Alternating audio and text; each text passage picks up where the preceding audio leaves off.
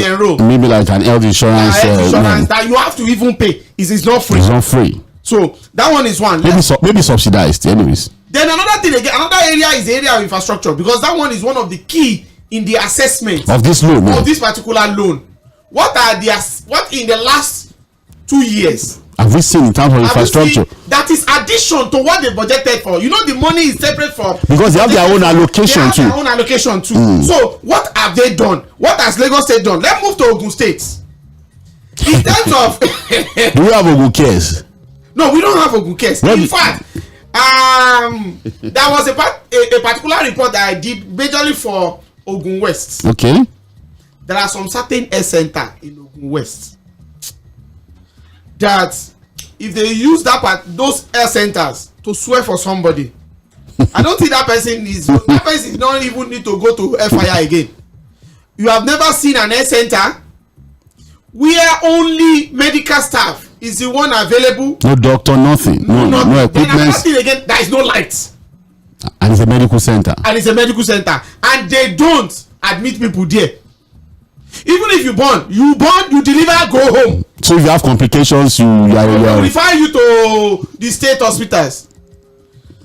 By the time you look at that, then look at the infrastructure. That one infrastructure, the Ogun State is so open that if you ask anybody from Ogun State that in the last 2 years, what are the things that you will see that is so different apart from the one that has been budgeted for? I know those people from anything from Ogun West, even part of the Ogun East, will be lamenting seriously. Then look at the area. Other area is the area of empowerment and also the area of food. And I think part of it was also cash handout. Yes. So even the one of giving seedlings to the farmers, encourage the farmers, supporting the farmers. If they supported the farmer, I'm telling you, the kind of food insecurity that we have now, let's leave the issue of insecurity that we know. Federal government is the one that's supposed to have tackled that particular one. What have they done to their own farmer? It was yesterday, if not now. You are going to see a lot of abracadabra. Now that this is coming from Monday, you will be seeing what is going to happen. Majority of them, they will tell their commissioners to be tailoring the project that they've executed into this particular one. And that is the reason why we don't know what ICPC, we don't know what EFCC is doing. Is also doing. Then another thing again is this. Let's go to even to the other part of the country. Habia, Imo, Kogi, the states, and Gombe, that I said they will not pay 70,000 naira minimum wage, but they've collected billions of naira that they did not work for, and they cannot channel it to be able to raise their citizenry in their various states. Let's go to Kano, let's go to Jigawa, let's go to Katsina, and let us go to Borno. What have they done differently? In fact, if you see the way World Bank really structured this particular because they know that majority of the money given to them, they normally spend it. That's why they didn't give them in bulk. They divided it. So we see that you actualize this before we give another. But what we are seeing from a lot of the investigations that some of our colleagues have done, in fact, Serap is also saying that look, we need to investigate, because from the COVID era, Mr. Curtis, from the era of COVID, I think it was recently that Atiku Dangote was talking about this raising of interest rates by the CBN, and he said that look, the reason why you have central banks all over the world in developed nations raising interest rates is because situation.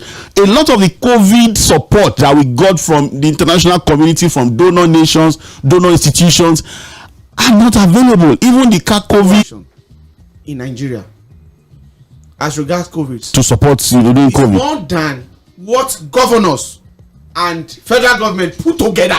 They did not even near it. In fact, there are some certain states that we know that COVID fund, they just use it to enjoy. That's why you see a particular governor, former governor now, that we are still looking for, and it's on the run as we speak. Is it the White Lion? Yeah, it's White Lion. That said, there is no chicken. There is no COVID in his own state. No, collecting money. But he collected the money. He collected the money. White chicken.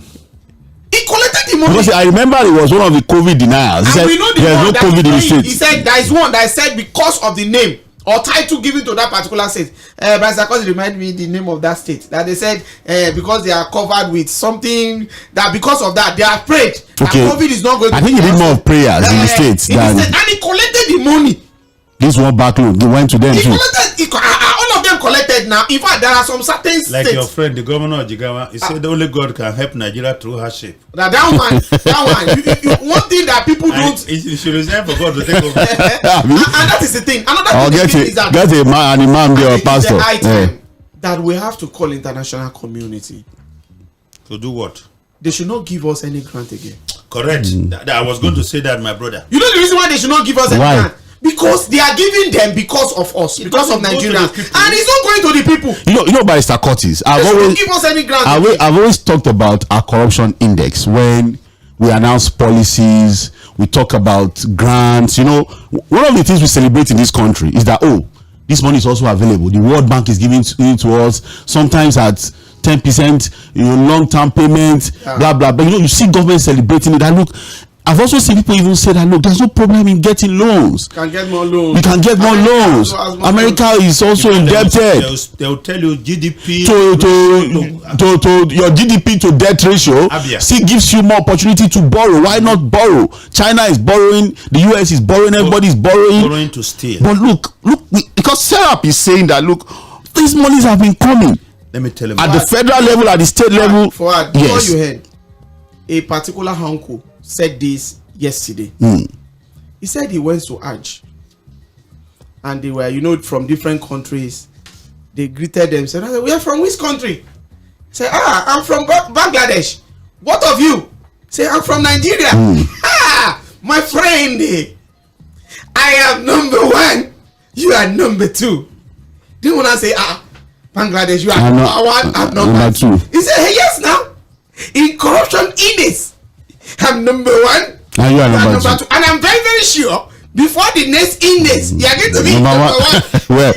But that's the story of Nigeria, really. Barrister Curtis, because see, how do we get out of this mess? It doesn't give me joy, and I don't think it gives anyone joy. To talk about this, really. Talk about our country, corruption index, in this way and manner. But these are inescapable realities, that we cannot just gloss over or pretend about. Look, it's so bad that I don't even understand why anybody who calls himself a governor can sleep tonight in this country. I won't say that Your Excellency is not a title. Yes. It's an aspiration that you grow into. So if you are occupying the office of Your Excellency and you are a thief, you are only an excellent thief. There's nothing excellent about you. I mean, how do you... Public office is a public trust. These funds are given to you to manage others. And what most of them do is to simply create avenues, build up schemes, and steal this money from the people. And of course, make up the books. Make up the books and then go about... Look. We are a nation that is constantly borrowing money from multilateral agencies, from other countries. Look at how we spend the money. Recently, we were talking about the president buying a new jet. And I say to you something. Countries that have the resources to buy any type of jet for their president and who have borrowed us money and still borrowing us money, they have no jet for their president. Some of them fly the normal commercial aircraft. They just... The president of France. Yes. Does he have a special aircraft? No. The prime minister of the United Kingdom and the queen, do they have aircraft? Yes, the United States, of course, is the biggest economy in the world. Must we follow their path? Yes, but we don't have to follow their path. Yes. But here we are, a poor nation by all indices. We even have a fleet. Yes. Not even one. We have a fleet. We have a fleet. We have a fleet. We go out there, assess funds, and the world cannot ignore us because of our large population. They don't know what to do with us if Nigeria fails. They don't know the countries that will take people. No, they've said it that Nigeria fails. So if Syria failed, if the Arab Spring had caused serious immigration, serious issue in Europe, what they say is that if Nigeria fails, it will be times 3 of that. So They go out of their way to borrow funds to this country. Just to keep us stable. Look at how we use funds. You go to America, for instance. Yes, members of Congress and top government functionaries have government vehicles issued to them. But these vehicles are manufactured right in the US. So they are not imported, so no pressure really. No, It's no their pressure. own locally made So the vehicles. funds are retained within the country. Yes. And you finish the vehicle and it's not going with you. In Nigeria, we're basically funding Japan. Hmm. Because look at all the SUVs that we bought. See that you Look at all the S-classes, Kai. armored S-classes, Armored S-classes, that we yes. bought. Huh? In fact, if you look at the convoy of the Senate President, and he has this convoy in different parts of the country. If you look at the convoy of the President, of course, I don't. Because again, to talk about convoys in the country, I'm sure that they don't move these vehicles when they are moving around. No. So when you see them, for each state now. well, I'm thinking really. The President of the United States carries his beast everywhere he goes in the world. There are aircraft that lift them. They lift it, yes. Yes, in advance movement to wherever he's going, because the Secret Service have to like practice on the route. And it's designed basically, to secure the president. Yeah. So the president. Now, other than that, the way the governors are living, the way the president, even cabinet ministers, top government functionaries are living, you will not think that this is an economy that is in trouble, an economy that is borrowing from other parts of the world to be kept alive. But Sir Cousins, just to buttress what you have said, how do you explain an economy that is borrowing that was able to cover 21 billion to renovate the house of the vice president? Just one of the things we're talking about. That's what you are told.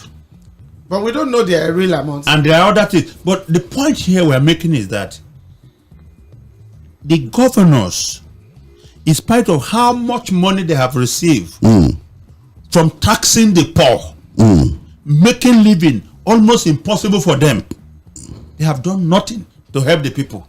It's all been empty rhetoric, just words of mouth. And the reason why they are coming out to speak now is because they are feeling that the president is shining the light on them. And the president is doing what is right, even though he's got his own responsibility, yes, which I'm sure, and I'm saying here that it's not done well in discharging his own responsibility to the country, but he's doing the right thing by putting the governors on the spot. And this is what we ought to be doing all this while in this country, because we're just giving them passes. If you go to majority of the states in this country, students are still attending classes under trees.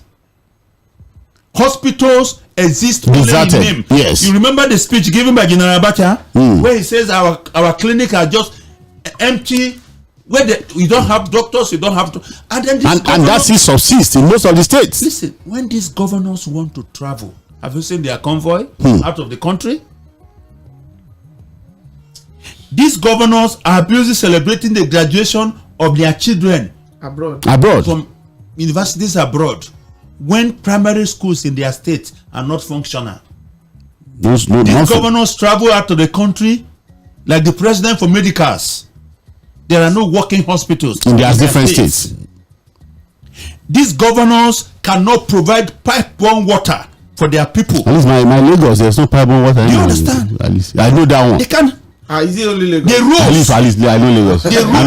I know Ogun State by extension. The roads are unmotorable, and even when they find the courage, or is it courage or the moral compulsion to say, let's even do something, the cost inflated will be 5 or 10 times over what, and the job will still not be properly done, or even abandoned. I think it was during the week in this country. Myself and Sandra revealed that the southeast is home to abandoned projects. No. The abandoned project, it depends on how you want to use the geopolitical zone. Why? Do you know that in Ogun State here, anything from under E4 or to local government and Ado, let us see what we can do to this school. Do you know that there is a particular school, it's called Unity High School, Ijoko. It's former Ijoko Ota High School. It has Agoro Road. Pastor Curtis, teachers in that school, they are not up to 12. The whole teachers in the whole teacher. Then secondly, they don't have furnitures to sit. They have to go and be sitting with the students in the classes. the place for tutors empty because there is no furnitures. That one is one. Then two, I can't believe at this particular age they are still using chalkboard, chalk. The one they use, the white chalkboard. Yes, now they are still using. So no marker boards. No marker. If they use marker, let's assume somebody donated marker board. Who is going to be buying marker? So in a public sector. Do you know the shame of our situation? There is no governor since the beginning of the year that may not have traveled to London. Yeah, sure. London. Okay. Another part of China. Oh, very well. But do you know the funny thing? Yes. The United Kingdom, where they travel to, there are no governors. Yes. They only have local government. Okay. Buy properties, keep their children.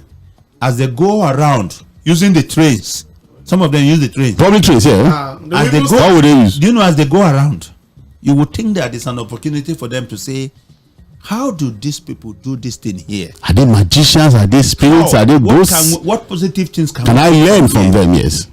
But you know what they go to, most of them go to do? They go to the most expensive shops. And lock it down. Yes, and lock it down. I was at Paddington. We went to where they sell watches. And then we ran into this, I think, Pakistani, who started ruling out the names of Nigerian governors. That have come there to lock it down. To buy Rolex watches from him, and how they buy the most expensive type of Rolexes. And you know, like Patrick Wilmot said, he said Nigerians buy the most expensive timepieces, but they're the worst timekeepers in the world. You know, so I think that this is a moment, an inflection moment, that both those who lead at the federal level and those who lead at the state level should come together and begin to prioritize the needs of the people. This blame game. Yeah, I was going to go to the blame game. This blame game pushing it, passing it between the federal and the state. Yes, it's not going to help anybody. It's not going to help the president. It's not going to help the governors. And Nigerians are not interested in this blame game. What Nigerians want to see is a government that cares about them, that cares for them, that prioritizes their needs above even the needs of themselves. Look, we didn't just provide them everything so that they can steal and take more for themselves. The reason why we give them free accommodation, free vehicle, free food, everything free necklaces, unbelievable allowances, and extra coats, they don't buy anything. It's so that they can focus and concentrate on solving our problems. But then they are seeing it as an opportunity. Every time you hear about government in Nigeria, it's about one outlandish thing or the other. There's nothing so significant about what they are doing to help the people. Now we talk about hardship, right? Yes. And what people are saying to you, including those who are their victims, is that this didn't start today. So when will it end? It didn't start today. They were part of the system. Yes. So what is all these excuses we are making? Look, things are coming to a head in this country, and these problems are not going to be solved by the governors blaming the president and the president blaming the governors. What Nigerians need are real solutions to the problems, and they can do it. There are states in this country where what the governor spends on himself and his immediate family is more than what he spends on the entire state. Because you go to their offices, you see. Do you understand? So this whole idea that governance is only about those in power has got to stop. Governance is about the people. The people are the focus. That's what you see in the Western world. Do you understand? Yes. And that's why they use a lot of polling to try to deal with issues. In fact, there are elections in America that are called issue elections. Yes. Issue-based elections. Yeah. Issue-based elections. How does the government affect you? How does the government affect you? Okay, should the issue of abortion be put on the ballot? Should removing states and all that be put on the ballot? Health insurance on the ballot. These are things. But you know what happened? And you know the funny thing? Nigerians are not difficult people to please. We don't have any little thing we celebrate it. Just give them little things. We celebrate tokens. Tokens, yeah. What we don't even tokens, mere tokenism. Mere concession by the governor of the state. I've seen commissionings jamboree that comes to the commissioning of a pedestrian bridge last week. Not Did you see how the governor of Kano State yes was marching around majestically, looking at wheelbarrow wheelbarrows that they just bought in at the time when and he was throwing his agbada as if he's distributing jets and wheelbarrow. But I think Autumn did something like that with Ben. and when Autumn did it, Sorry that I have to remind you. come, the one of Kano should not even amaze you. Wheelbarrow. The shoemaking kits. Yes. They've shared it in Kano during the time of Ganduje. Noodles. shoe polishing kit. Then noodles. As part of Pack of noodles for Meti. and the frying During the pan. time of Abdullahi Ganduje. They do that. You've not seen the situation where they are using married people out as an empowerment. Do you know This governor did it. He has done it. He's done it for you. we are talking at a time when in other parts of the world Yes. government is investing in science and technology. Yes. Government is setting up boot camps for young people to learn coding. Preparing them for the future. Like J. Biden said, if they are educators, then we are developers. Of course. When governors are breaking grounds, new grounds, when you go to some parts of the world, not even richer than Nigeria, you find governors installing Wi-Fi in primary schools, how to reach area, Wi-Fi in primary school. so that those kids can have access. They even want classrooms to start with. They can have access to information. They go to the internet to seek for resources, for knowledge, and for every other thing. I think we need a point more in Osun State. Yes. Where are the Okpons now? The entered boys me. No, at the end of the day, the gave it to that set. When you get to SS3, Yes. that's the end. So they took away the appointment. So is anybody do any appointment in There Osun? is no appointment. Now it is now bought and their brain now. Do you know that there's nothing that saddens me Yes. more than any time I travel to Ogun State. Ogun State, yes. I'm telling you. Especially part of Sandra's area. With the resources at the disposal of Ogun State. And the potentials of that state. And the industries. And the RGR too. When you go to United States of Akute, Don't see that. Live there. if you go and see the roads, sometimes you ask yourself, does Ogun State have a governor? No, they have a government. They have a governor. They have a governor. The only just thing there is that their governor did not govern them. Kai. So and this is the story across the state, across the country. Across the country. Except, look, when you go to places like Kaduna, you see some. You go to Borno State. But by Sako, even in the north, a lot of these developments are in the capital cities. Yes. By the time you move out to the other parts of the state, you see that Meduguri, yes. Kano Meduguri road. Yes, that was divided. That water washed away. Do you know what? That was where I live when I was in Kano. I know that road from Agoauku down to Meduguri. I know that. In fact, I can be mentioning the bus stops. I was in Ekiti State. I was in Ekiti recently. I said, "Oh my God, Ekiti." That built an airport. It had to be it was the time of the night of commendation service for the late chairman of APC who collapsed in the government house and was rushed to the hospital. And didn't make it. I said to myself, this is where Fayemi and I, Fayose govern, that they will not allow somebody to hear. And they are everywhere talking. You did not pass that place in the night.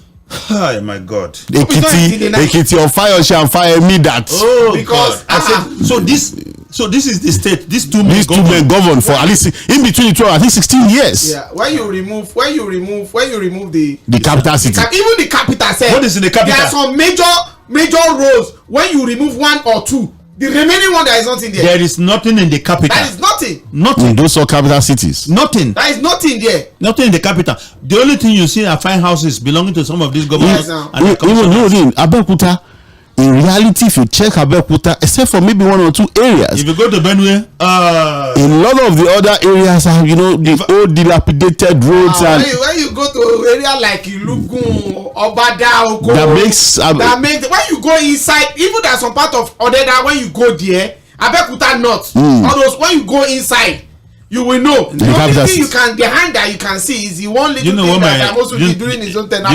Do you know what my governor said? He said Benue is the least developed of the 19 northern states, and it's right. From Akume, 8 years of Akume to 8 years of Gabriel Suswan, to 8 years of Autumn, and now to the current go to Benue. In fact, all these governors combined have not done half of what Aperaku did in 4 years. 4 years. So, Mr. Curtis, the question is this: we can't continue like this, definitely, because again, you've established the fact that look, the federal government still has to account for what they are doing with their 52.68% of their allocations. Apart from this loan that we're talking about, and apart from the allocation that comes to these governors, and the fact that look, a lot of them are still in control of their local government funds, a lot of these states are also indebted in serious debts. Lagos is number one. Yes, on the list. River State. Yes. But let me tell you something that I also think that may be troubling the federal government apart from corruption. It is the fact that members of the National Assembly encroach on federal budgets for local projects. Okay, constituency, blah, blah, so blah. You hear the president of the Senate or the speaker and members of the leadership team and even some members of the Congress boasting about how they have attracted projects to their different states, to their community constituencies. You find roads that are local government roads in the federal budget that the local governments are supposed to take care of. Yes. Even we see well. And they do that even with the connivance of some of their governors. No. This man from Ekiti, when he was defending the huge amount that some senators got, he said that those monies are, that if you go around, you see the balls. He said projects. But the reason why that happens is because there are compromises in different parts. So it's like you rub my hand, I rub your hand. But we are looking for people who can compromise without compromising their values. And that's where our problem lies. This whole idea that once you are able to get what you want, it does not matter how you get it. Do you understand? They justify the means. So you find a situation whereby senators and House of Rep members are putting local projects in the budget. Not just that they are putting it in the budget. They have an arrangement with this ministry when they come to defend that these contracts will be awarded to them. Yes, now. But by Curtis, because again, people would accuse us of always bringing the problems. Now, we've brought this out now. And I think a summary of what we have said so far is that, look, more money available to government, at least in the last 25 years of this democratic experiment, has translated to more hardship for the people, which is a big irony. So how do we now ensure that, look, the resources of the people work for them? Or are we going to conclude that it's a lost battle? There's no hope anywhere. There is no way. Looking at the kind of the setting that we find ourselves, there's no hope. The setting that we have. Yes, the structure that is available. The way we conduct our election, if it still remain the same way. And another thing again, the kind of followers we have in Nigeria, don't forget that these politicians, they are part of us. They are from our various states. They are from our various family. They are part of our churches. They are part of our mosques. In fact, they are part of our traditional institutions. Before they get to power, they are Nigerians. These people are not imported. They are not immigrants. They are part of us. If we still have the same Nigerians that we have, a Nigerians that doesn't care about values, Nigerians that doesn't care about things being done rightly, Nigerians that only think about themselves, about themselves, we may not go anywhere. Then secondly, our anti-corruption drive. Many people did not understand the statement of former President Muhammad Buhari. Now we can't kill corruption will kill us. People just think that when they use that word kill twice, if you don't kill corruption will kill. It's deeper than that. It's deeper than that. And he has been killing us not only from 1999, it's just that he's killing us more every 4 years. Our anti-corruption drive. We need leaders that will be blunt. We need leaders that will be deaf and dumb and blind at the same time. That is going to take anybody. Step on toes, basically. Even if that particular leader is going to use 4 years. He's not thinking about a re-election. He's not thinking about, he wants to fight everybody and take that money away and invest that money in the country. Then the third one is this. Nigerians themselves. Do we even think we want a better country? Look at that one that is sending tests to us. No, there are some people that ordinarily you not see. Okay, look, for instance, now yesterday on my program, yes, we were trying to raise money for Hajj. Over 50 people called me for help, and I said, on this program we don't normally do it, we just have to do that one. You don't start well. So, and that is to tell you that many Nigerians that are even fighting for, look at Barrister Curtis, he always says it now. Even if they are selling bag of rice for 1 million naira, bag of rice, Barrister Curtis can afford it. I'll borrow it. I can borrow from the bank. But you will not discover that what those people that you are fighting for, those people that you want their life to be better, those people that they are the one going to primary health centers, they are the one that their children are going to public school, that you are fighting for. You will see them fighting you on behalf of this. You know what, Barrister Curtis, again, like Nuruddin just said on disclosed, in trying to do our job here, which basically is about highlighting the issues for a better Nigeria. No sentiment attached, no favoritism anywhere. We are not aligned to any politician, not aligned to any political party. I beat my chest to say that on this platform and on this station, we are not aligned to any political party. We have not received 1 naira as patronage. When I say patronage, I'm the only one who is a member of a party here. And that no politician anywhere in Nigeria can say that, to influence what they are saying, I've given them this 1 naira. Other than the fact that we come here every day to bring up these issues, get people thinking about it for a better Nigeria, we have been getting death threats. Practically. Let me tell you something. Yes. The biggest problem in our country is the death of our institutions. Institutions cannot defend themselves. So they have to rely on those who lead them to defend them and for them to be used to defend the interests of the people. But when you have institutions that are peopled by those who believe that it's a favor from their appointer to even be in that position in the first place. And this is why they go out of their way, not looking for the best for the position. For those positions, looking for the most vulnerable. Who head those institutions. Head those institutions. Because it lies within the power of the governor or the president to appoint these people. Now, and how do you defend institutions?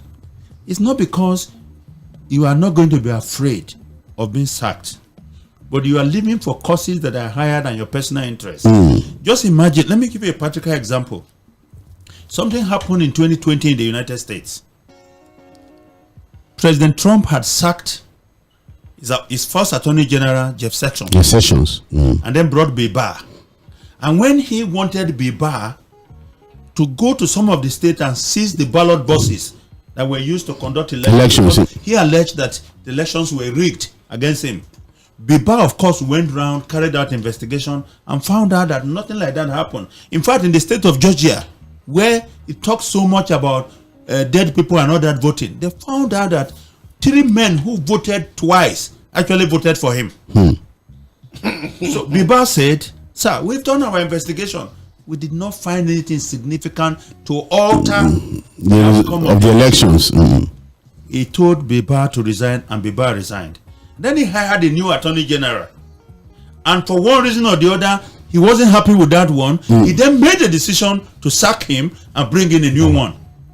The 25 top leadership of the Department of Justice heard about it, and they came together and said, we will not accept any appointment from the president. If he's not going to keep this man, then he has to come and become the Attorney General by himself. We can't have this back and forth. So when the president got information that they have all resolved that nobody will take that appointment, he had to back down from sacking the acting attorney general. That's how people resist dictatorship. But in our country, for everyone who is in a position, there are 15 in their position. It's just like what happened when you go to TV stations. You understand? TV and radio stations. Sometimes the interview is in the next 30 minutes. Yeah. They are calling you. Oh, can you make yourself available? Because they think they are doing you a favor. And if you are not available, there are 10 people waiting to go there. So they don't even care the standard, you know. So that's what's happening in our country. That they know that those that you send there to head these institutions are beholden to you. They are not beholden to the public. And the reason why they are afraid is that even when they are sacked, for fighting for the same people, nobody will stand up to defend them. You know, our friend Wale Adedayo, you know, when we interviewed him here, as to why he raised the concern of local government funds in Ogun State.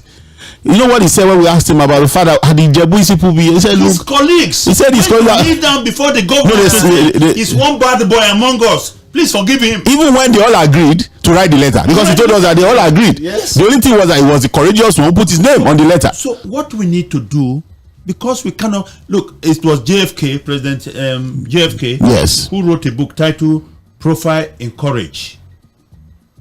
No, because we cannot find men that we can say these guys are profile in courage in our country.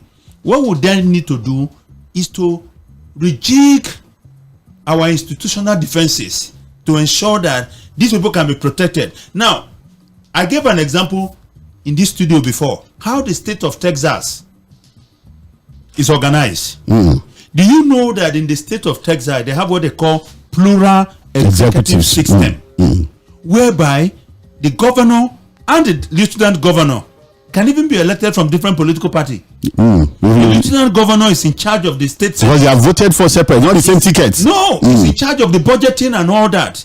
And then you have commissioners who go to contest elections and be elected in their own right. You have the police head, the sheriffs, being elected. Now, if you have the commissioner for finance elected by the people, it's accountable to the people. Accountable to the people. Tell me how the governor will phone him and say, Honorable Commissioner, I want you to put some money in my account. He will say, why? Your Excellency. I mean, he will say, Mr. Governor, why? I want to see the documentation on the paper today. How you got this approval. But in Nigeria today, let's give the example of almost all the states in the country. Oyo, Benue, Katsina, everywhere. Do you know of any finance commissioner or accountant that can say no to the governor? That the governor will call and say, I need 3 billion into. Do you know what they say, Your Excellency? Which particular bank or account? And how fast do you want it? Because if he says no and he's sacked tomorrow, there is nobody to fight for him. No, there was his immediate family will vote him.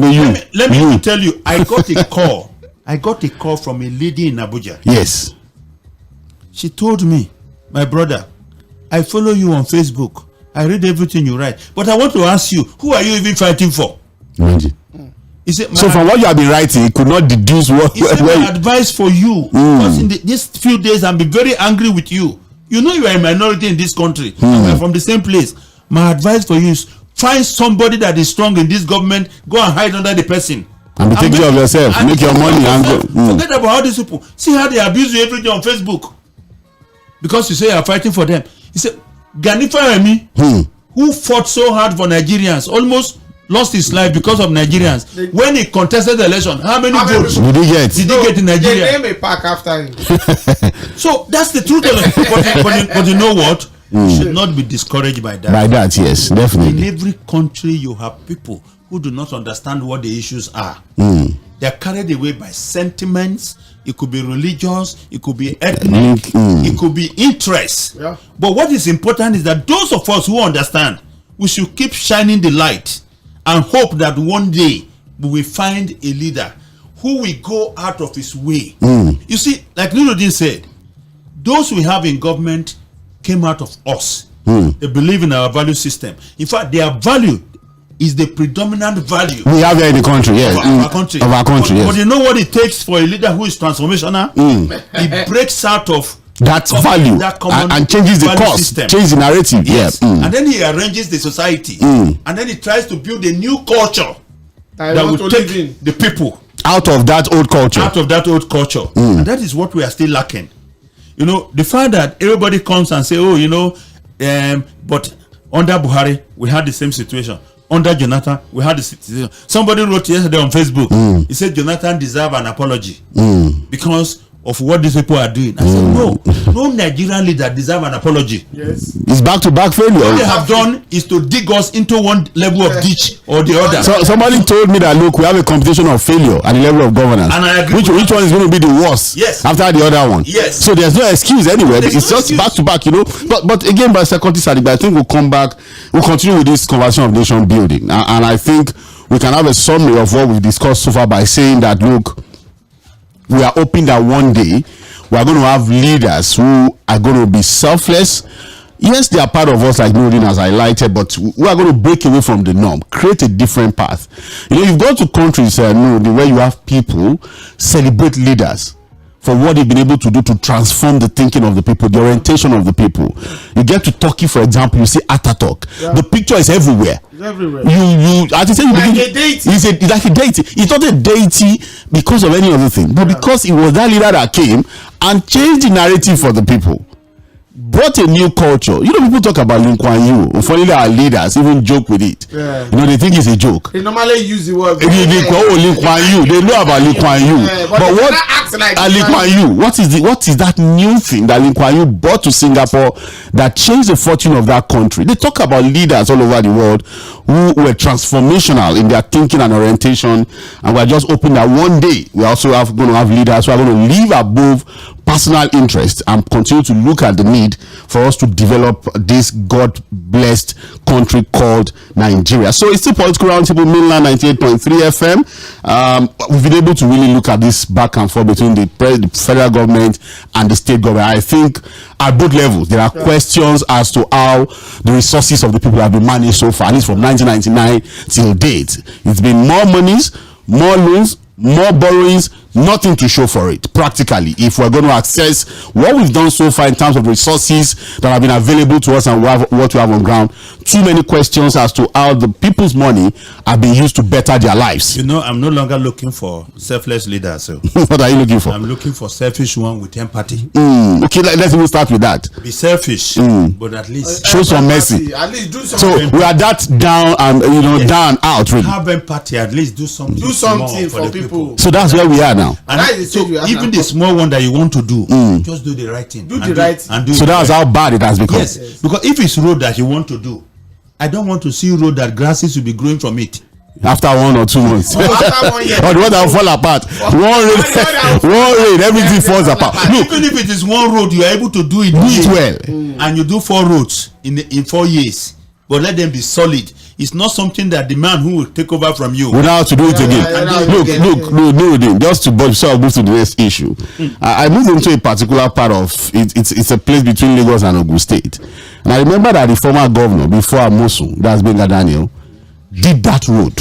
Sure deserves. It's the Ojodu the Sashi road. Okay.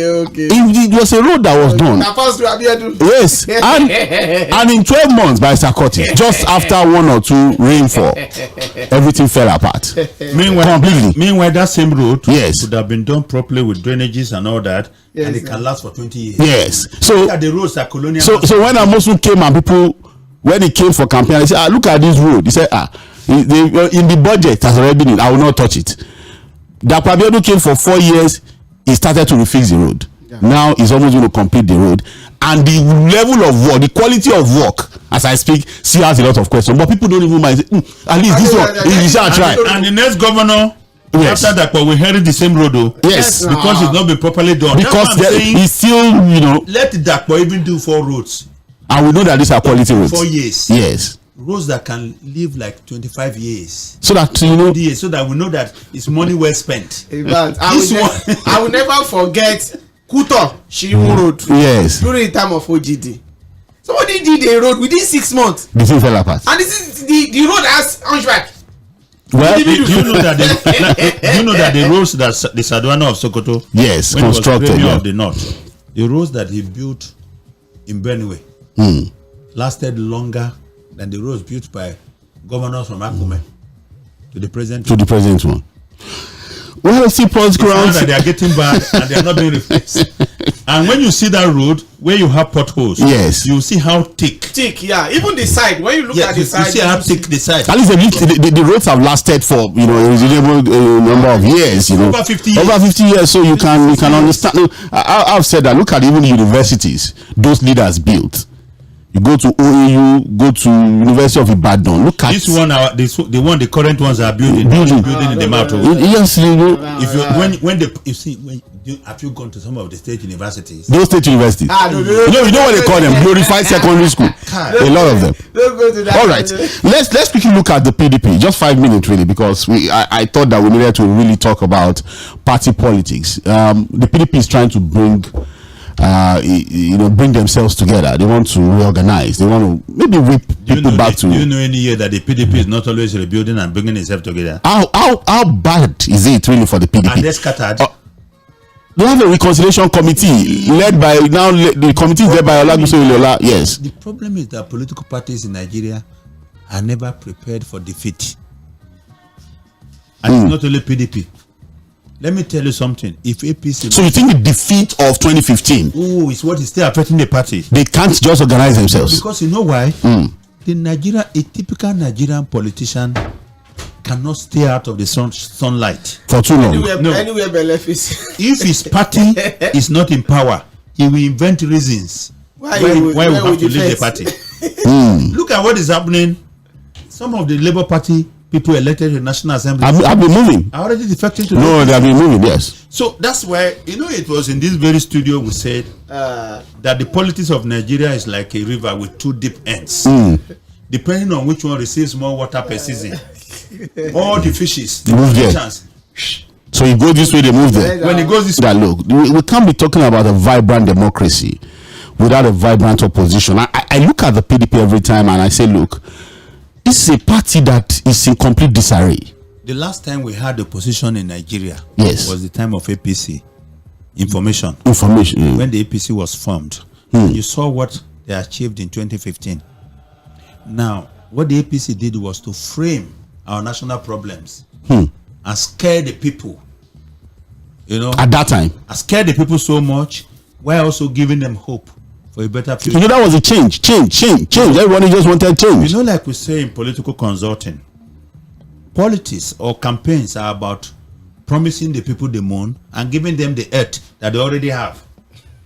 How you make the promise is what matters. It's not what matters. So far you can put it up, package it well. And you have to scare.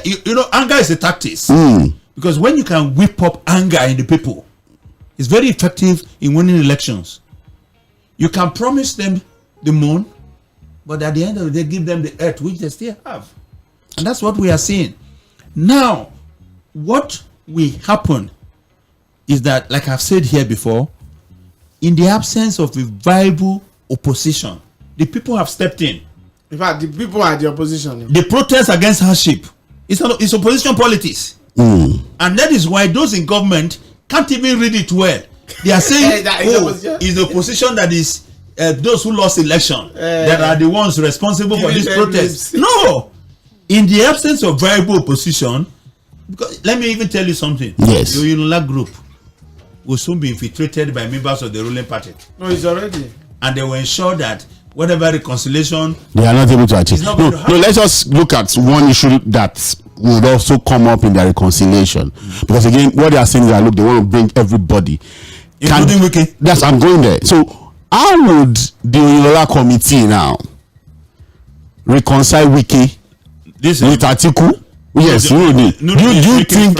Let him. Will tell you. Do you think Oyinlola can break the knot here to reconcile a Wiki, for example, with Alhaji Atiku Abubakar? Because Wiki, as of today, she claims to be a member of the PDP. Yeah. One thing there is this: there are some. What I think PDP wants to do. Yes. Is that they know that they cannot reconcile everybody. But what they just want to do is that they want to move from the position they are. They want to move in the space of that move to where? From where? Well, what they want where are they now as a party? What they want to at least forming a committee to of about 30 something. they've put people together like that. Yes. Now they have something doing, even if it is just a motion without movement. But at least they want to. I think they are doing something. And another thing again is this: you see the problem of Wike.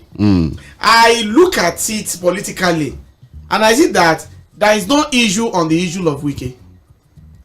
It will sort itself before the next election. One thing there is this: after the local government election that will happen in that particular state, if the machinery of that particular party is in the hand of the governor, then the next election calculation has started.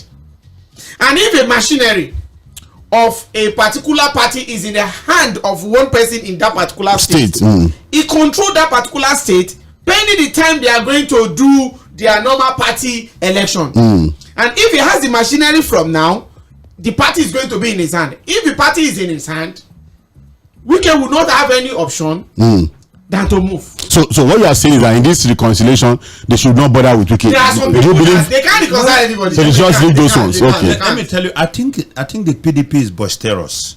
Okay. The PDP is acting like a lion that is smelling blood. And what is encouraging the PDP towards reconciliation is that they see an opening in 2027. As it is. They think that the bad performance of the current government is an open door for them. And you can feel that sense from the statement of the Bauchi governor, who has Bala Mohammed, he has declared intention to be president in 2027. The same Bala Mohammed. Yes, that is going to use the president. The same Bala Mohammed. Yes, he has gone forward also to say to the president, with due respect to you, the speech you gave is empty. And you better own up to Nigeria that you cannot do the job. And now, if a governor who was praising the president last year, he was a man that was praising thanking him for not interfering in the judicial process and all that, he's talking that way now. You can feel the sense in which the PDP wants to reconcile themselves because they smell blood. And that is why I've been saying to the ruling party, look, it's not enough for you to dominate the space. Don't forget that in 2015, PDP dominated everywhere to the point that they could say to us, we'll be in power for the next 60 years. 60 years, yeah. What we didn't know is that they were prophesying 16. They just misspoke. So, I do not see how the reconciliation in the PDP will help the party so much.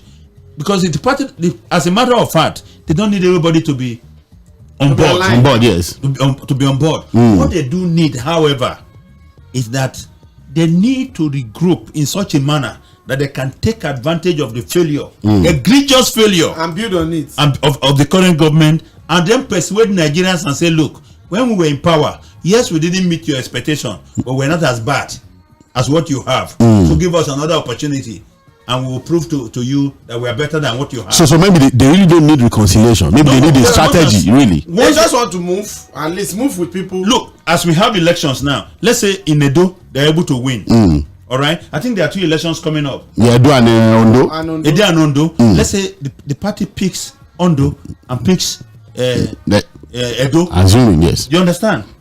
That will send a clear message to the people that the PDP is on the. So, but if they don't pick it, yes. But if they don't pick the 2 states, if they don't pick it, they'll still remain weak as they are. Because you see, at the end of the day, governors are the ones that fund elections in the state. And then you find people, strong members of the PDP, moving towards the APC because they can't be left out of the action. They can't stay in the court for too long. All right. Let's see Political Roundtable Mainland 98.3 FM. We're streaming the show live on Facebook and YouTube. So I've seen quite a number of messages drop on our Facebook and YouTube page. You can also drop your comments and contributions on the 2 platforms. We're going to open the phone lines at exactly 7:30. One more issue. We're going to use 10 minutes to really deal with that. It's been an issue that has been dissected severally. And we're talking about the crisis, the controversy in the oil sector. Alhaji Atiku Abubakar has also now added his voice to what Nigerians have been saying, especially about the Dangote Refinery. There have Nigerians who have said that, look, yes, it's a private business, but it's supposed to also be a national asset, because for too long we've been talking about having a functional refinery in Nigeria. You know, all the conversations have been, we need to have our own refinery. It's wrong that, look, as an oil producing nation, we are not able to build our own refinery. And I remember that every time we have that conversation, that look, why is it that our 4 refineries cannot work? The average politician at that time will tell you, oh, Dangote is coming. Dangote is coming. The president, Dangote is coming. Ministers, Dangote is coming. The governors, CBN governor, Dangote is coming. But now Dangote has come, Barrister Curtis. The man is lamenting. The man is saying that, look, I would not have done this. My friends warned me against going into this. And in between all of that, there's the back and forth between the NNPCL, the regulatory agencies. There are questions as to what we have in the oil sector. I want us to do that in just 8 minutes, 10 minutes, so that we can open the phone lines. The most painful thing is that we are aware that it was not only Dangote that bidded for and got a refinery license. Yeah. There were others who got the same license but chose to keep importing because it's more profitable. He took the risk, but the Nigerian government also assisted him. And you know, the interesting thing is that this refinery is generating a lot of controversy. There's the aspect of $100 million that was paid to the Lagos state government for the land. Yes. And some people are asking questions, what happened to the money? I mean, Lagosian, I'm asking. Who got the money? How much was your share from that money? No, I'm hoping that our fathers in Lagos and well-meaning Lagosians. Nobody's going to ask that question. I've asked, but I'm hoping they will also add their voice to it to ask the question: So, did we as a state get $100 million? Yes. It's just the question as a Lagosian. So, and nobody has come out to deny. No, I'm hoping that our fathers in Lagos will ask the same question. But having said that, what is happening to the Dangote refinery is not new. We built an Ajaokuta rolling steel company that would have made us iron sufficient so that we can build cars and do other things. Those who believe in importing kill that place. Yes. And even when we made attempt to sell it to companies abroad that could bring back this thing and revive it, they ensure that those companies never took hold of these assets.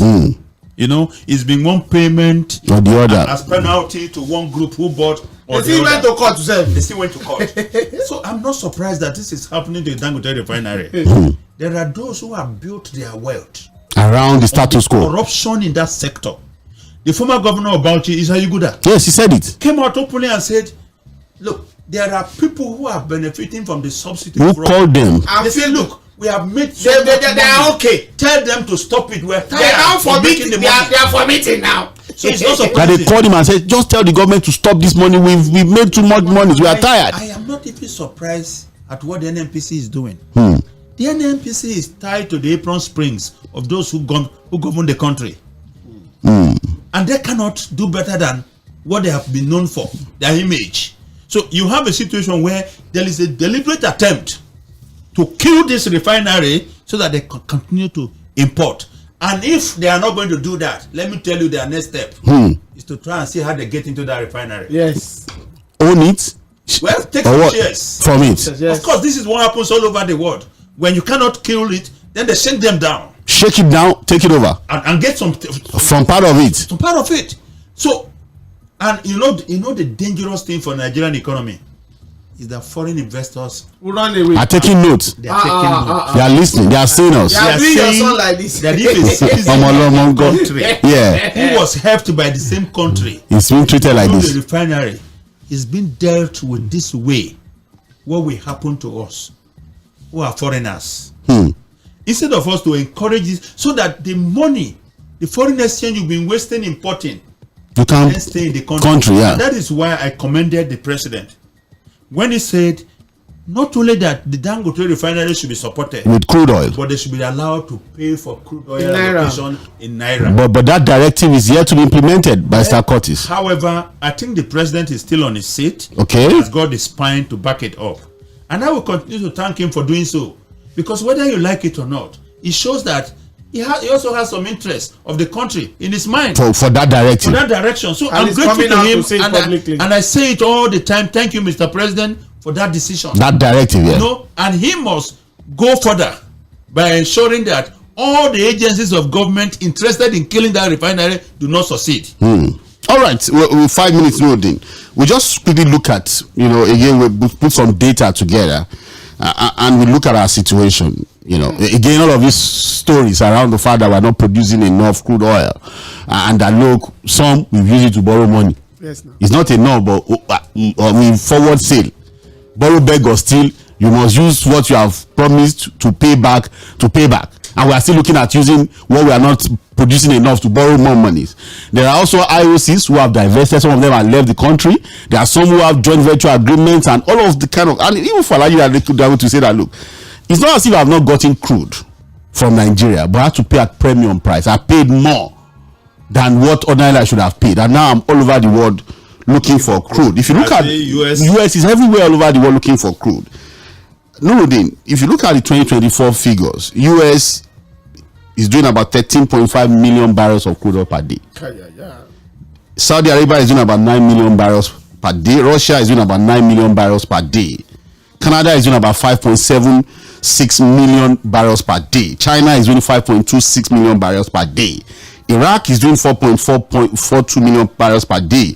Brazil doing 4.28 million barrels per day. The UAE also about 4 million barrels per day. Iran 3.9 million barrels per day. Qatar and Kuwait doing about 3 million barrels per day. It's about 2.91 million barrels per day. Bahrain and all of these other countries. Nigeria, as we speak, we are still struggling with about 1.4 million barrels per day. And they are helping us. Some of the people, yes, who are responsible for our condition are those who have been supported and promoted by the government. So you look at it again, Nuruddin. Number of refineries. The US, for example, has 132 functional refineries. That means those people are slowing down for us. Yeah, no. Saudi Arabia had announced last year that so that to stabilize crude oil prices, in fact, all of these countries that are OPEC members, they drop their production just to stabilize prices. Like somebody like they can do more.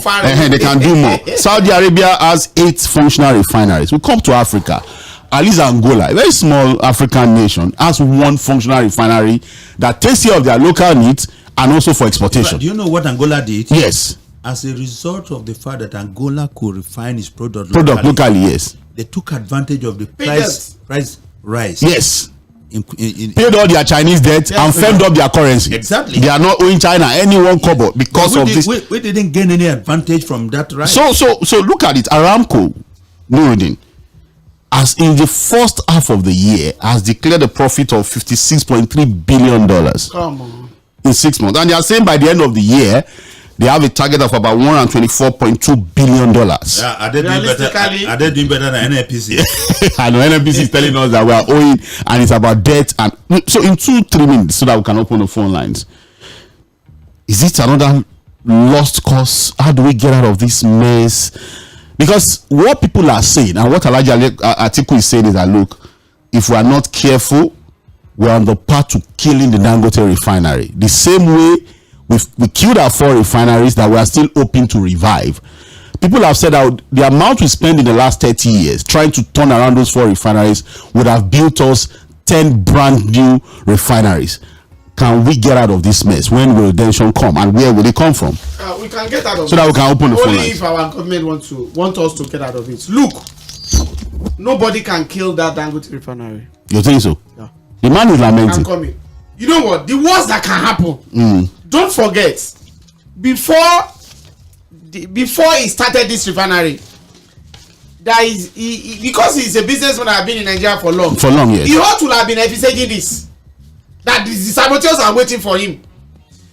He just needs to make sure that relationship with the outside world, you need to be more thicker and don't even focus. If you get anything from Nigeria, let it be extra. Although it's going to really rub on. But the man is saying that the refinery was designed to refine Nigerian crude, more of Nigerian crude. One thing that at the same time he can really diversify. But one thing that is there is this: that this president needs to support that refinery. It's not about talking.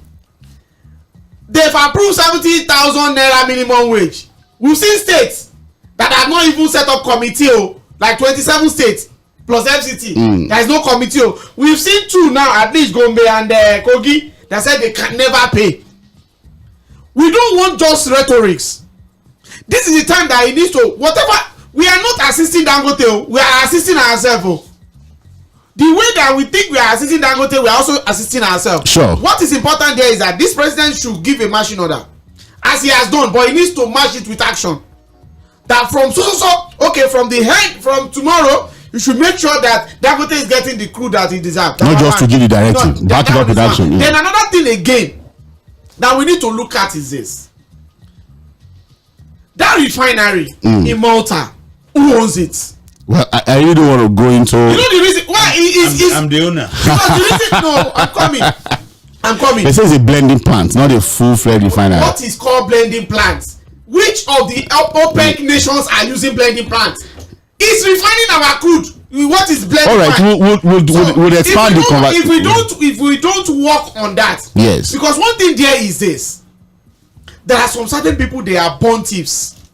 I don't that know. they really want to be enriching themselves in making sure that we still import fuel into this particular country. If president did not do anything, it's the minister of petroleum. Then we are going to be calculating. That is like the president is also enjoying it when we have our crude oil in Nigeria, but it's being taken to another country, refined in another country, and being resold to us. If the president did not do anything. Okay, we like by psychologists have said, we would wait to see how the directive is implemented, really, because again, it's not just to issue that directive. We hope that it's a presidential directive, so it should be a very strong directive that should be respected. That is just mere statement. We hope that this one will not be just another mere directive. Well, the phone line is officially open. 09136 000 410 09136 0000410. You can also drop your comments and contributions on our Facebook and YouTube platforms. We'll read them out. Hello, good evening. Hello, good evening, sir. Yes, good evening.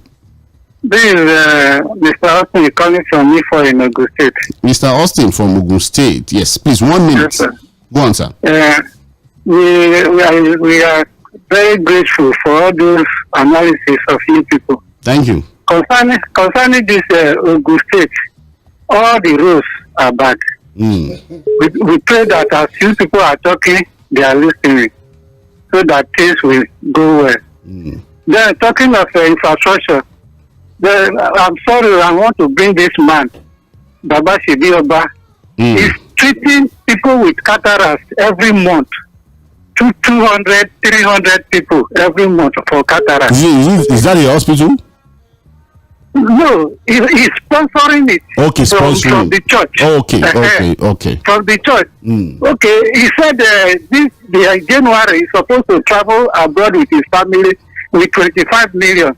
He see that while spending this 25 million, let me give my family 1 million. Then the remaining one, let me spend it for the masses. That's because I'm part of those people that are enjoying the treatment now. What are the people doing? Our politicians. Our minister of God, politicians, they are flying abroad every day, every month, every year, going to abroad, spending money, carrying our money abroad. The one they see in South Africa, up till now, we don't know whether the money is still around or not. Why are we? They are just suffering us. We pray that God will intervene one day. Thank you, sir. Thank you so much, Mr. Austin from Ogun State, talking about just one in the way we are helping a lot of people. Commendable. Hello, good evening. Yes. Hello. Good evening. Yeah, good evening. My name is Ade. I'm calling from White Sand. Okay, Ade from White Sand. Where is White Sand? Is it Lagos? White Sand is at the back of Jakonde Estate at the Solo. Okay. All right. Please go on, sir. As I said last week, Nigeria don't have a problem. The only problem that Nigeria have is corruption. There is nothing. The only problem is corruption. And during presidential debate, 2003, the Peter Obi attended to debate in one radio station.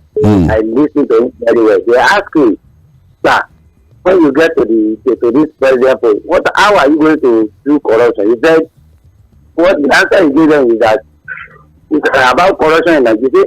Any leader or any president that is not corrupt, he said the president will reduce corruption by 70%. That is the answer he gave them. So his current president,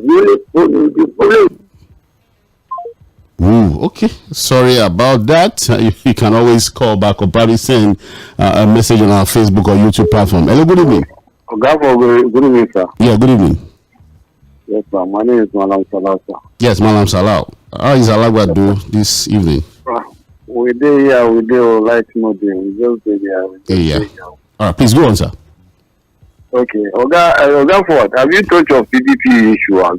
Because we've talked about it. Yes, we talked about it. Okay, you know one thing. They don't need any committee. They don't need any committee. You understand? You can contract if they are not selfish. Because I started seeing some contractors, people like Bala Mohammed, that in the past 8 years they have never just do one quarter like that, and he pass all the media to commission that. That is the only achievement he did, and he wants to be a president of this country. That's Bala Mohammed. You understand? So, either is a contractor to destabilize PDP, or rather, he is playing a game. Oga Ford, let me tell you, if they pick the only thing that PDP will do, let them go to Niger Delta and pick their candidate from there. And that will be Jonathan. Okay. So that region completely, because there is no way if somebody from Niger Delta will be the presidential candidate, then we will have anything. No, that sentiment must be there. He's our man. And they have governors there that can work for. And then the Atiku and Co. But do you know one thing? They cannot do that because of selfishness. Yes, that will not work. This president will come back in 2027 without any hindrance. This is number one. Number two, for Dangote quickly. You see, Dangote make mistake, and that mistake we are still hunting him over for. One of our political roundtable sometime last year, early last year, you understand what Adiola used to. You see, ask him. He told you that Dangote took that decision of building the refinery right in his hotel room. When that this thing was the purchase. The first purchase. Any decision they take on hurry without any looking at the distance, this is the result you see. This is number one. Number two, he hurriedly commissioned this refinery. You understand? This is politics now. How can you go and commission a refinery that is not ready for this thing simply because the outgoing president will go there? And this is then also, that sentiment is still there. Hey, Sharon, I'm calling for Mikroju. Okay, Aruna, please go on, sir. Yeah, please, I want to ask the question. Please go on. Concerning this Dangote crude, Dangote refinery. Number one, I want to ask, Nigeria crude, has it been mortgaged? Yeah, some of them will use to borrow money. So the word mortgage, I don't know how big you want me to explain that, or how deep you want by mortgage. But I know that we borrow some monies, promising to use crude to pay. Okay, promising to use crude to pay. Yes. Okay. So the crude will not be. Would the crude be sufficient enough to supply to Dangote refinery? Secondly, Dangote made a comment concerning that you should stop the oil marketer so that they will focus on the own refinery, which means he's trying to be monopolistic. And again, during Obasanjo regime, because of Dangote, so many cement and companies stopped functioning.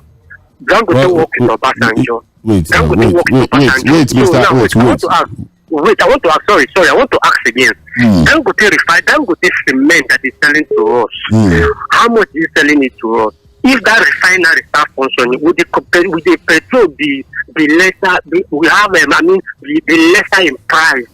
Okay, let me. Okay, thank you so much, Arnold. Just listen via the radio. Right. I think Dangote has explained this issue of monopoly severally. Well, maybe one or two advantages here and there, but he has said that look, even the cement people are talking about, there are other companies who are also producing cement. What about Lafarge? That Lafarge is here. Is Lafarge cheaper than Dangote? So he said, why you people say it? And he has said that even this refinery people are talking about, he doesn't understand where monopoly is coming from. This is the street sentiment. See, the street sentiment. He said, look, you guys have promised Nigerians that your 4 refineries will work. Let it work. So if it works, where the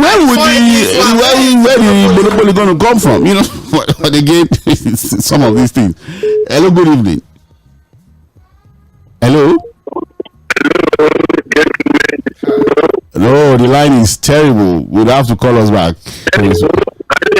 It's terrible. Please, you have to call us back. I think that's Prince Wise. 091-36000410. Hello, good evening. Hello? Yes, good evening. Good evening, Mr. Swad. Yes, your name, where you How are calling you, from? sir? That greet your best in the studio. We greet you too. My name is Mr. Adina. I'm calling from Alabado. Okay, sir. Please go on, sir. Please, but I want you to help us alive because I know that Mr. Curtis Adiba is a politician. Maybe we can set him to our president. Okay. I'm into oil. I'm an oil marketer. Okay. If it is only the corruption in our oil sector in this Nigeria that Tinubu can help us fight and win the battle, let all our refineries work. If it is only that one he can do for Nigeria, we'll be happy for him. Thank you, sir. All right, thank you so much. You sent me, Mr. Curtis, a message. You know, he wants you to take this message to the president. But you are closer to the president. 0913600041. Hello, good evening. You are sounding very far from your phone. Can you speak directly into your phone? Okay, good evening, sir. Perfect. Now, good evening, sir. Where are you calling from? Yeah, I'm Sunday calling from Ilupeju. All right, please go on, sir. Good evening to the guest in the house, by Mr. Curtis. Good evening. All right, sir. So I just have a few questions, and then I'll be grateful for answers they supplied to those questions. Number one is, when we look at our refineries, the power refineries in Nigeria, I think they were built during General Gowon. Am I correct? Yes. Okay. Within 9 years, those refineries were built.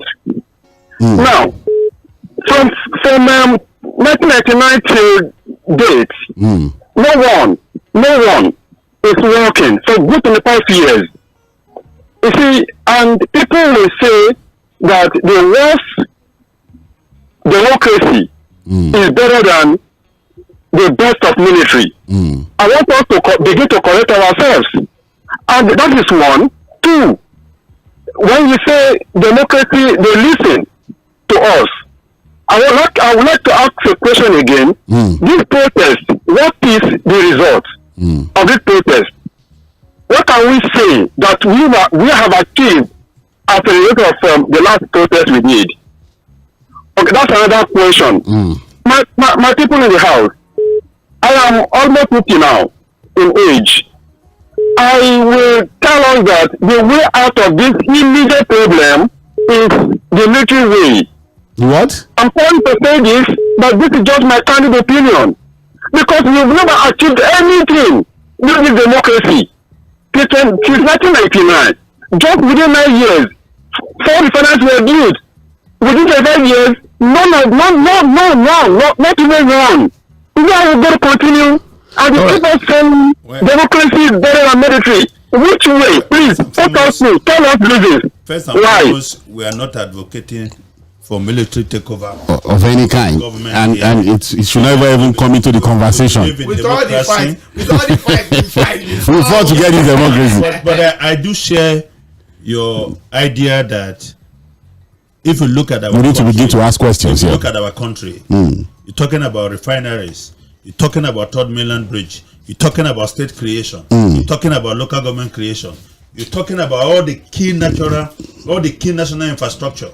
They were all built by the military. Majority of them, actually. Majority of them. So you begin to ask, okay, so what has democracy done for us? Democracy has given us the opportunity at least to talk, even if we are not talking. In fact, what you are doing now is still the democracy. Probably you have been able to do that. Because in the military regime, you cannot call for a change of government. Another military. Tomorrow morning they'll be knocking at your doors. Yes, we have problems, but we believe that there are problems that we can solve within the existing democratic structure. Okay, I think that answers the question. We can't go back to where we're coming from, really.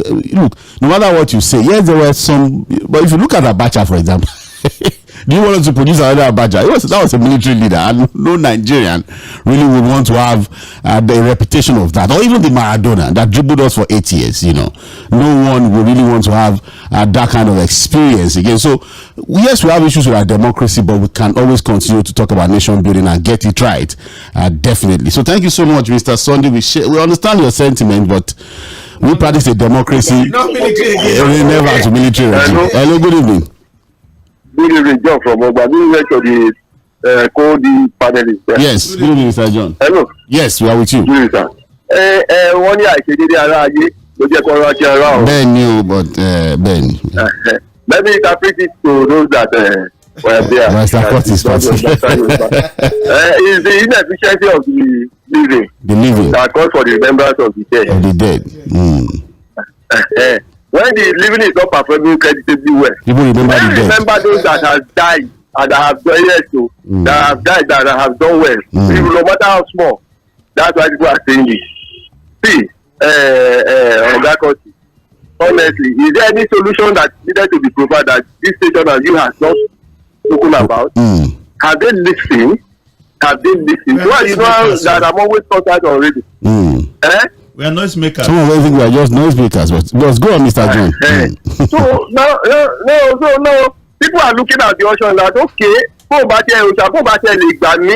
which means if the deity cannot save me now, just leave me the way you met me or the way I am now. Let me be. That's just it.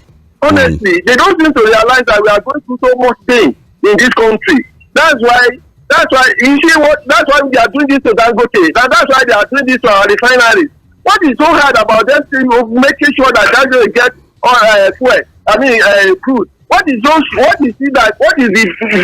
logic behind it? 5 refiners we cannot produce, and we cannot even. What is the message surrounding the performance of this NNPCS? And they continue to give us palliatives. What is the meaning of all this?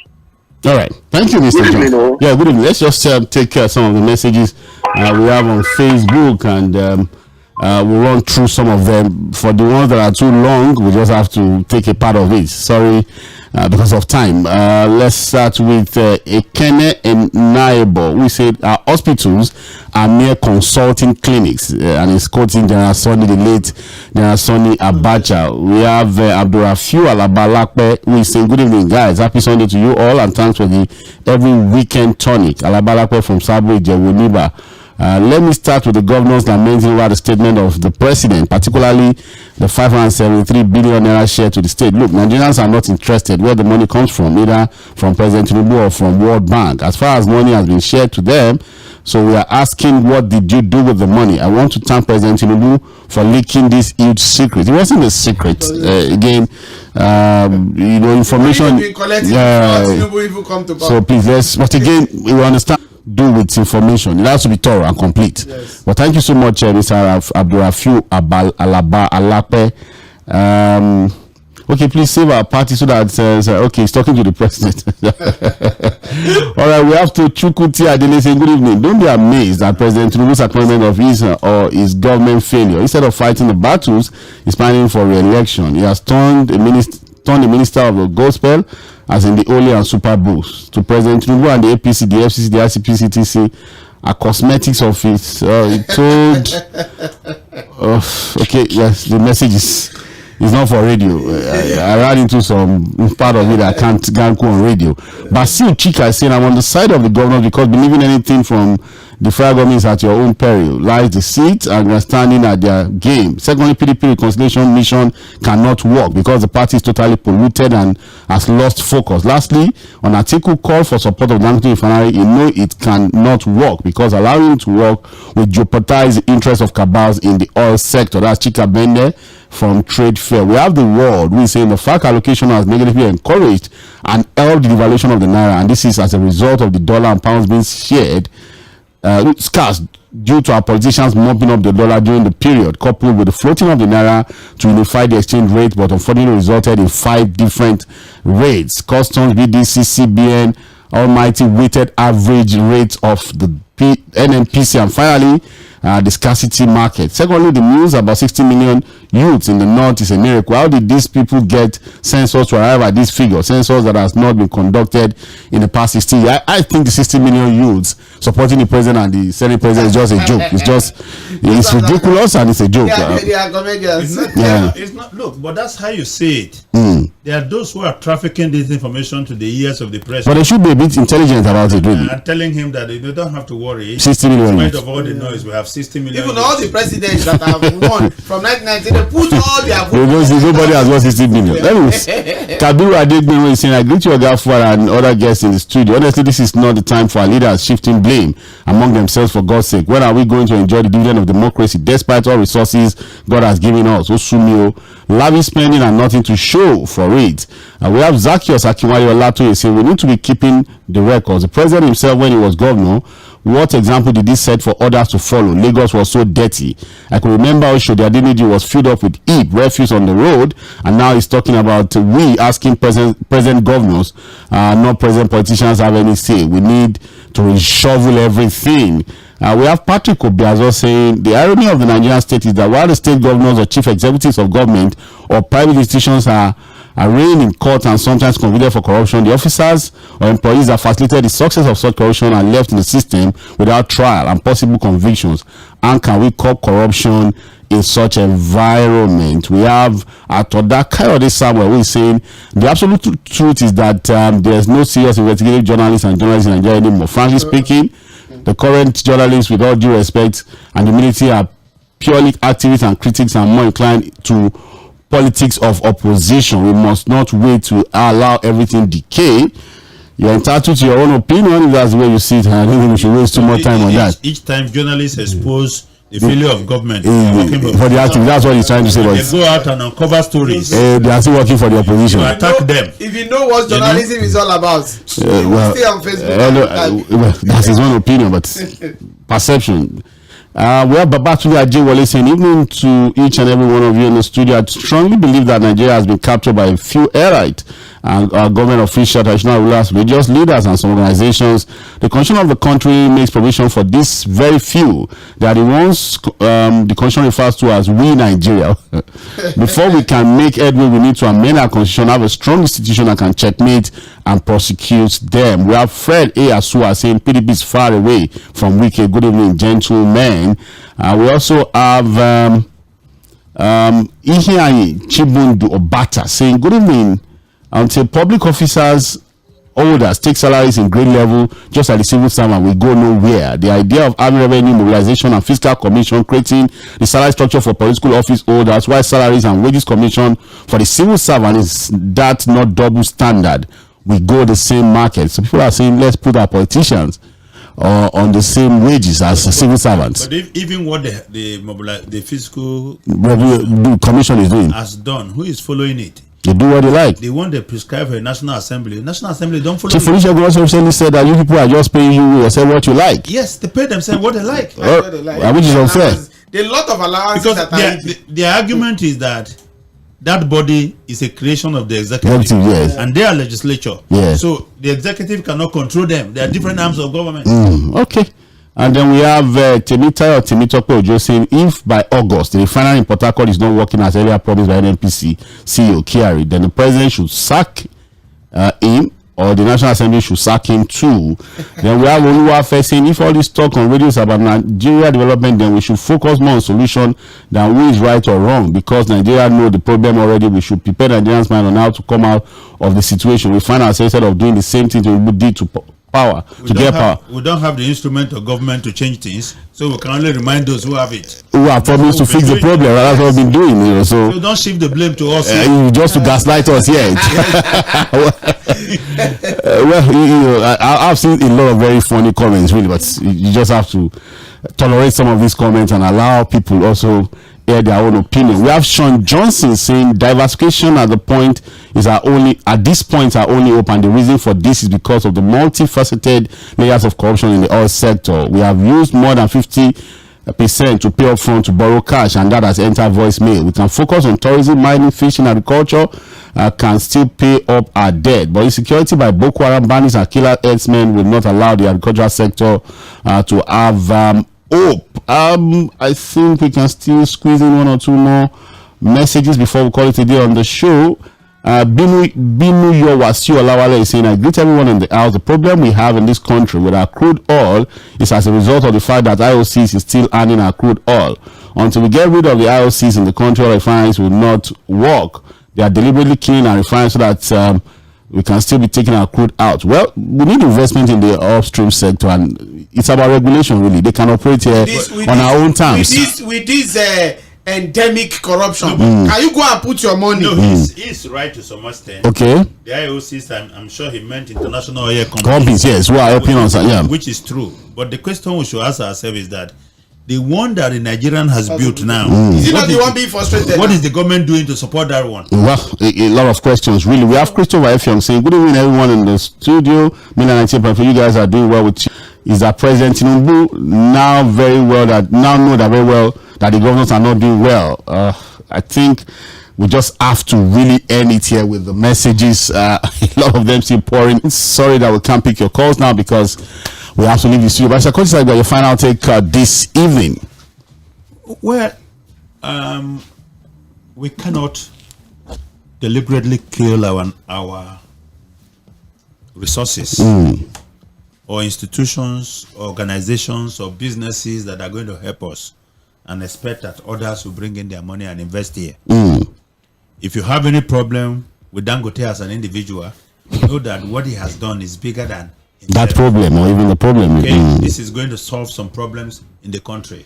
Dangote is not the reason why the 4 refineries are not working. I mean, you even tried to buy one of them, you took it back from him. Yes, yeah, back from him. We've had government after government spending billions of dollars trying to turn around. I think in 2021 we bought $1.5 billion Port Harcourt Refinery. We are hoping this August. It must work this August. We use these refineries for political patronage.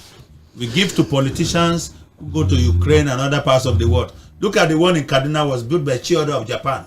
These guys came here, took a look at it and said, listen, the money you want to use to turn it around, go and build a new one. We'll give you a new one.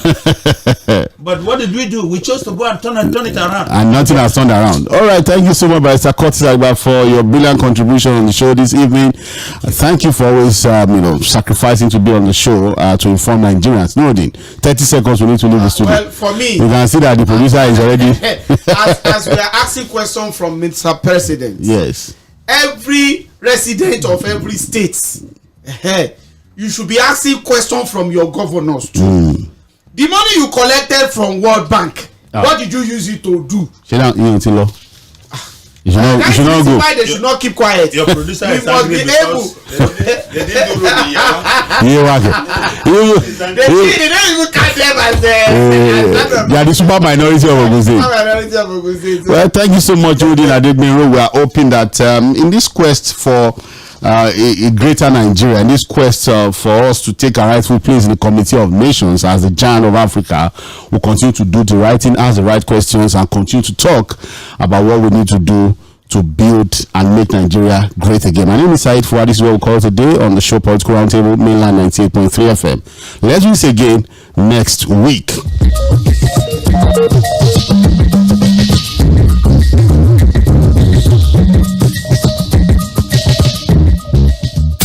Mainland 98.3 FM, your number one radio, reaching stars, the sound of Lagos.